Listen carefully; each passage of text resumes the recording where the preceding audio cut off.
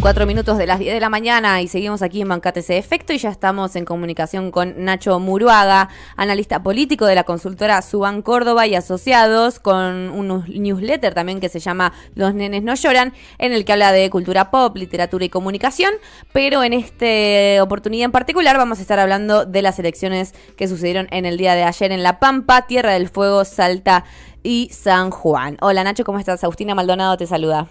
Hola Agustina, ¿cómo estás? ¿Todo bien? Muy bien, muy bien. Bueno, muchas gracias por atendernos. Y bueno, para entrar de lleno en el tema, el fin de semana pasado habíamos tenido elecciones en Misiones, en Jujuy y en La Rioja, y este domingo tocó La Pampa, Salta y Tierra del Fuego, y ganaron gobiernos que, digamos, segundos mandatos de gobiernos que ya estaban. ¿Qué representa, en tu opinión, esta reelección del oficialismo de cara a las elecciones presidenciales que se nos vienen?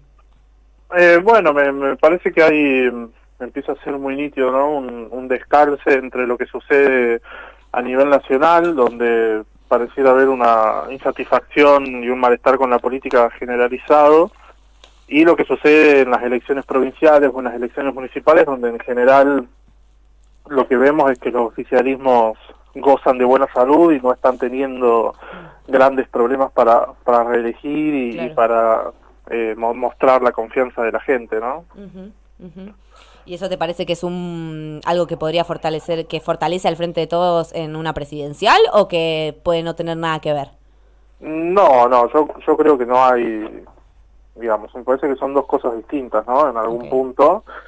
Sí me parece que de alguna manera es para seguir esta cuestión, ¿no? De que quizás algunos sectores tienden en años electorales a dar por muerto al peronismo, ¿no? A nivel generalizado, y después cuando empiezan las elecciones provinciales se empiezan a encontrar con que en realidad el peronismo sigue siendo un actor competitivo en casi todo el país. Uh-huh.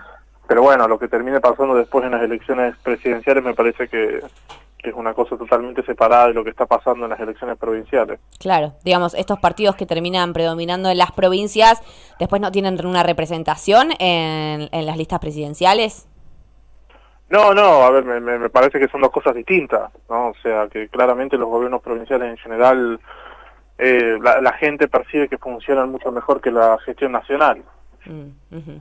Bueno, y hablemos un poco de Tierra del Fuego, porque el voto en blanco le ganó a un candidato del PRO directamente, con un 20%. ¿Qué pensás que representa este porcentaje tan alto de voto en blanco en una provincia como Tierra del Fuego?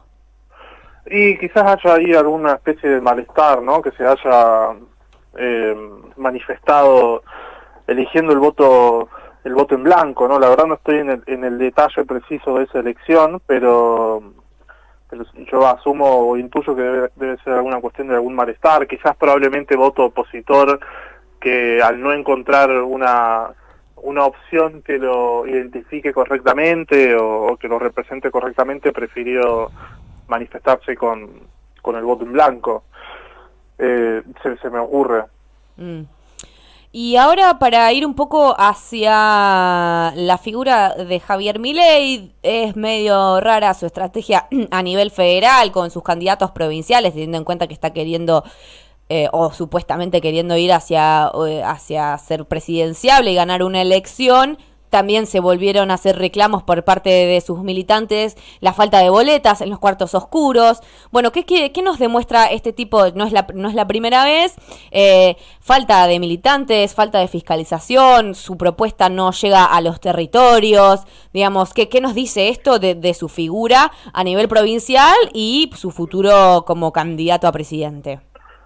Bueno, me parece que empieza a ser muy visible, ¿no? Que hay una falta de armado y una falta de estructura que se refleja en las elecciones provinciales y que claramente está mostrando un poco los límites, ¿no? De su capacidad para hacer política y para organizar armados políticos.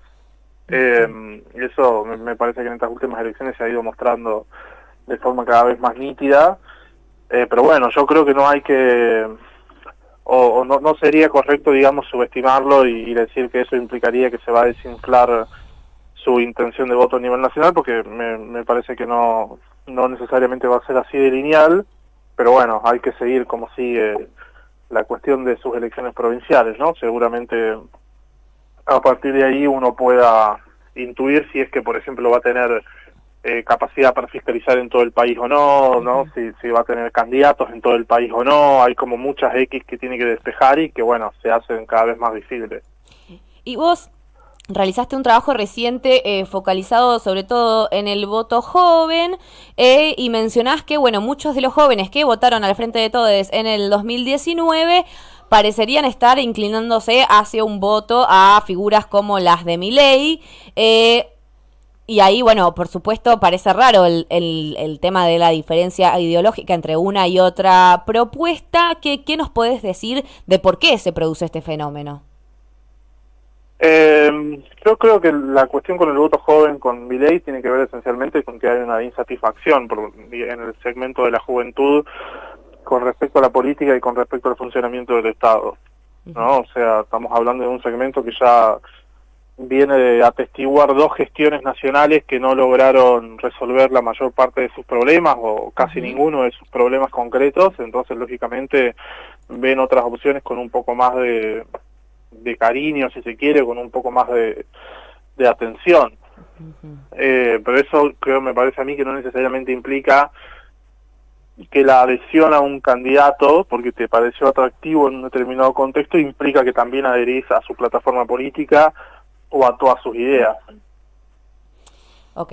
Bien, y yéndonos un poco a lo que fue el fallo de la Corte Suprema, que suspendió las elecciones de gobernadores en San Juan y Tucumán, bueno, dejando a Tucumán directamente este fin de semana sin elecciones, ¿qué lectura podríamos hacer de lo acontecido, digo, más allá de lo cuestionable del fallo de la Corte en términos electorales? ¿Te parece que eso tuvo un impacto, que lo tendrá cuando efectivamente se elijan los gobernadores, o que puede de alguna manera modificar algo, o simplemente es una piedra más en el camino? Y hay que ver, ¿no? En general en el interior, cuando ocurren ese tipo de intervenciones o de golpes que la gente percibe que se hacen desde Buenos Aires, eso suele fortalecer a los oficialismos locales porque fortalece esencialmente a las identidades provinciales, ¿no? Con lo cual hay que seguir ahí si es que se modifican las tendencias electorales. Más allá de eso, me parece que también es un signo de los tiempos, ¿no? Esa cuestión de cómo lo judicial avanza sobre lo político y lo político no logra ponerle límites ni logra encontrar los mecanismos para contrarrestar la influencia judicial. Creo que es un signo de la debilidad generalizada que hay en la política.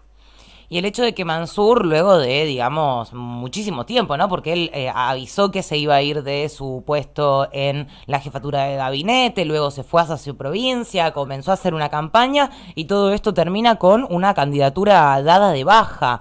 ¿Le terminó dando la razón a la Corte? ¿Cuál fue la estrategia?